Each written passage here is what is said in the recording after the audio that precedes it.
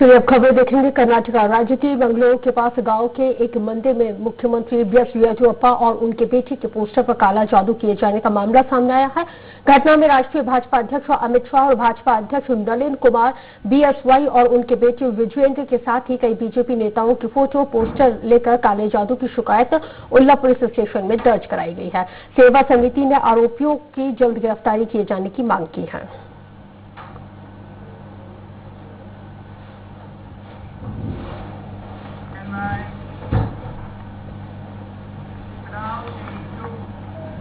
चलिए आगे बढ़ेंगे और बात करेंगे। बंगलोर में पूर्व मुख्यमंत्री सदानंद गौड़ा का बयान सामने आया है, जिसमें उन्होंने कहा है कि विधायक यत्नाल मंत्री बनना चाहते हैं, इसलिए मीडिया के सामने वो बोल रहे हैं। मीडिया के सामने बोलकर कुछ भी हासिल नहीं होने वाला। उन्होंने अपनी बात भाजपा के वरिष्ठ नेताओं को बोलना चाहिए, क्योंकि हर फैसला हाईकमान लेता है।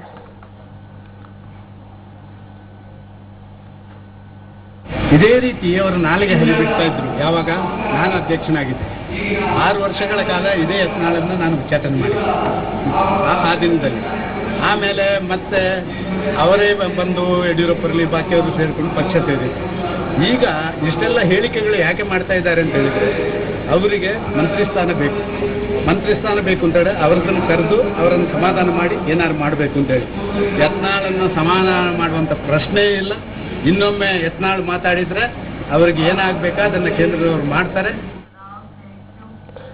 मुंडेबी हाल में केएससी अध्यक्ष और विधायक के पाटिल की कोशिशों से कर्नाटक में नए परिवहन वाहन की शुरुआत कर दी गई है। विधायक ने बताया है कि मोंडा, मूडल, अमीनगढ़ और गामहर, बुरामी, एंडोर, गधा, पैकेजेश्वर और बंकपुरा हावेरी मार्ग पर इनको चलाया जाएगा।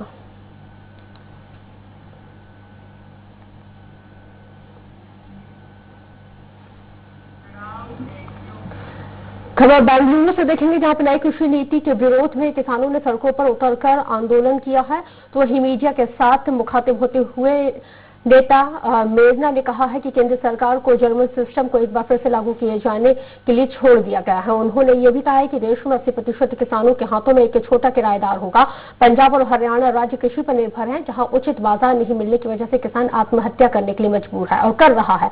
कांग्रेस के कार्यकर्ताओं ने बड़ी संख्या में किसानों के सम्मेलनों में भाग लिया है। सम्मेलन में कांग्रेस के वरिष्ठ नेता एल मेरना कदम्बा और पुरपापाती नेता यतिंडा नागराज गौजा और नागमणि अयज और अहमद हुमायूं खान तमाम लोग शामिल हुए।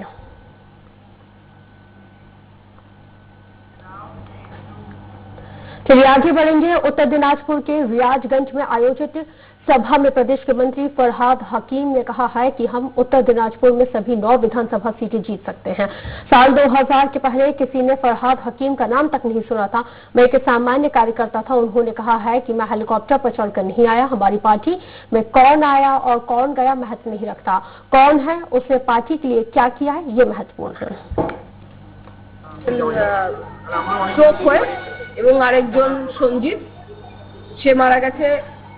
আমি মনে করি এটা দুর্বৃত্ত কর্মীরা হবে, এটা স্বাভাবিক, এটা অস্বাভাবিক কিছু নেই, খুব স্বাভাবিক। তবে আমার শোক হয় এবং আরেকজন সঞ্জিত সে মারা গেছে।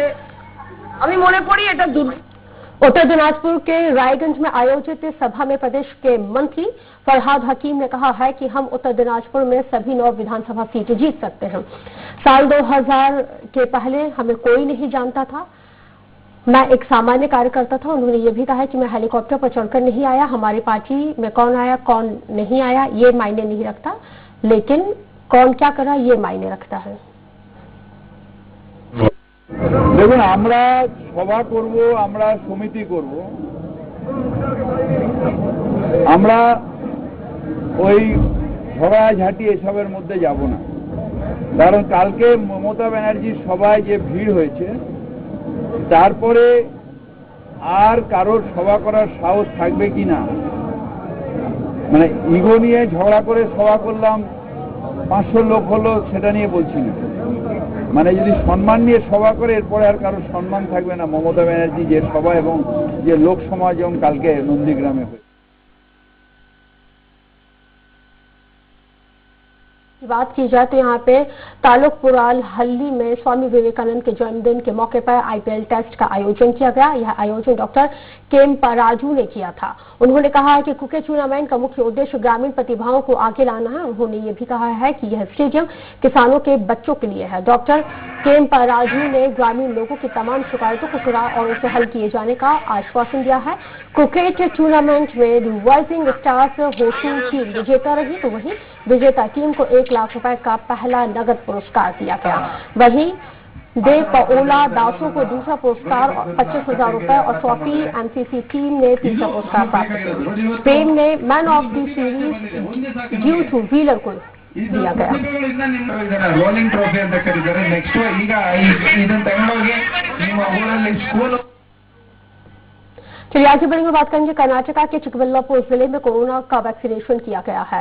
आपको यह भी जानकारी दे दें कि हम पर केंद्र गांव में गुड़बिंदी तालुका के आंगनवाड़ी केंद्र में टीकाकरण आयोजित किया गया। इस खास मौके पर अस्पताल के कर्मचारी और सीडीपी कर्मचारी भारी संख्या में मौजूद रहे।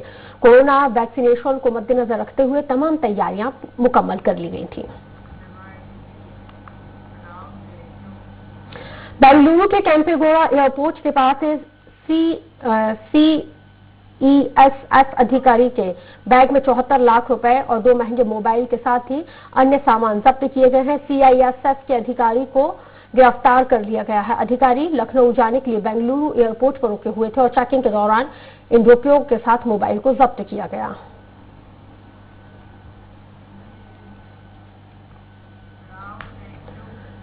कर्नाटक के मंगलुरु में एबीवीपी संगठन ने घड़ी टावर के पास अपना जोरदार प्रदर्शन किया है। राज्य में अतिथि व्याख्याताओं के पदों पर नियुक्ति, छात्रावास और बस पास जैसी तमाम समस्याओं को लेकर सैकड़ों छात्रों ने यह प्रदर्शन किया है। अपनी मांगों को तुरंत पूरा किए जाने की मांग इनके द्वारा की गई है।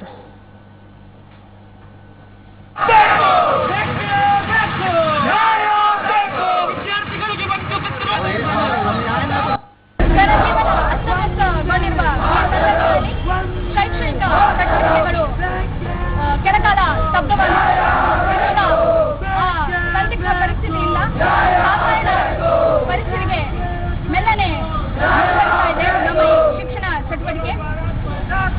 ನಾವು ಅಖಿಲ ಭಾರತೀಯ ವಿದ್ಯಾರ್ಥಿ ಪರಿಷತ್ ರಾಜ್ಯಾದ್ಯಂತ ಇನ್ನು ವಿದ್ಯಾರ್ಥಿಗಳು ಕೆಲವು ಬೇಡಿಕೆಗಳನ್ನ ಮುಂದಿಟ್ಟು ಹೋರಾಟಗಾರರನ್ನ ಆಹ್ವಾನಿಸಲು।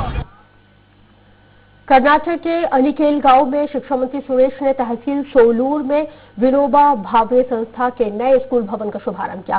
विवेकानंद यूथ ट्रस्ट सेंटर ने पहली मंजिल पर 3 कमरों का निर्माण कराया है और छात्रों के लिए अत्याधुनिक शौचालयों का निर्माण कराया गया है। कार्यक्रम में यंग ब्रिगेड के अध्यक्ष सम्राट सुलीबेल भी शामिल हुए और पूरे राज्य में कन्नड़ स्कूलों के विकास के लिए यह कार्यक्रम अभिनव पहल चलाया जा रहा है।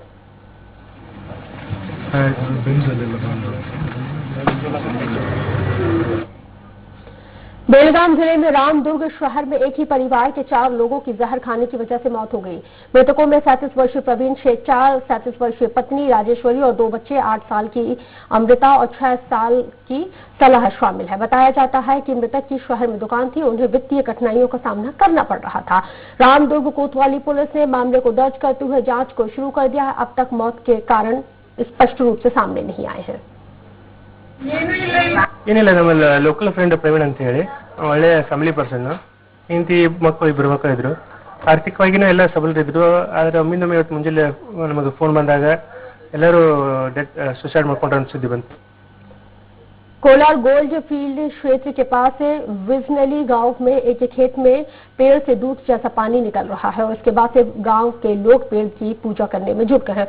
रॉक हिल्स के बीच ऐसे पेड़ के आसपास लोगों की भीड़ देखने को मिल रही है। ಪೂಜೆ ಅಭಿಷೇಕ ಮಾಡಿ ಪೂಜೆ ಮಾಡಬೇಕಂತಿದ್ವಿ। ಎಲ್ಲರಿಗೂ ಊಟ ಮಾಡಿ ಪ್ರಸಾದ ಮಾಡಿಸಿ ಸ್ವಲ್ಪ ಏನಾದರೂ ವಿಸ್ಮಯ ಏನಾದರೂ ನಡೆದರೆ ಅಲ್ಲಿ ಅಭಿವೃದ್ಧಿ ಕಾರ್ಯಕ್ರಮಗಳು ಏನಾದರೂ ಮಾಡೋಣ ಅಂತಿದ್ದೀವಿ ಸರ್ ನಾವು। ಸರಿ, ಎಲ್ಲರೂ ನಂಬ್ತಾ ಇದ್ದಾರೆ, ನಾವು ನಂಬಲೇಬೇಕು। ಅದರಿಂದ ಪ್ರತ್ಯಕ್ಷವಾಗಿ ನೋಡ್ತಾ ಇದ್ವಲ್ಲ ಸರ್, ಅದರಿಂದ ನಾವು ನಂಬ್ತೀವಿ।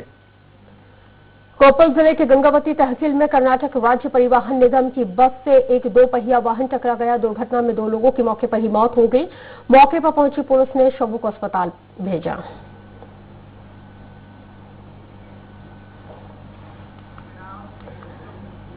उत्तर दिनाजपुर के ग्वालपोखर ब्लॉक में मनीविता हाई स्कूल में श्रमिक मेले का शुभारंभ किया गया है। मेले में अलग अलग सरकारी विभागों ने अपने स्टॉल लगाए, जिसकी वजह से लोगों को सरकार की नई परियोजनाओं और सुविधाओं की जानकारी प्राप्त हो सके। मेले के दौरान 4 लोगों के परिवारजनों को मृत्यु के लिए 50,000 रुपए का चेक वितरित किया गया। 53 लोगों को पेंशन भी दी गई। क्षेत्र में मेला लगने से लोगों में खुशी देखी गई।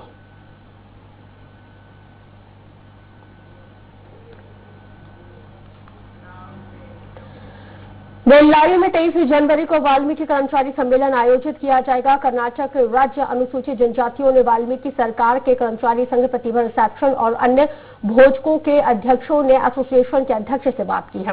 राजन हल्ली और सनानंद स्वामी जी ने कहा है कि सम्मेलन का उद्घाटन सिद्धार्थजी वरदानेश्वर और गोलापल्ली वरदानेश्वर और सामाजिक कल्याण मंत्री बी शेरीबुली करेंगे और इस कार्यक्रम में समाज के सभी लोग बड़ी संख्या में शामिल होंगे। उन्होंने कहा है कि हमारा समुदाय केवल उच्च शिक्षा में 6% तक ही बढ़ गया है और हमारा सहयोग शिक्षा के लिए जोर दे रहा है।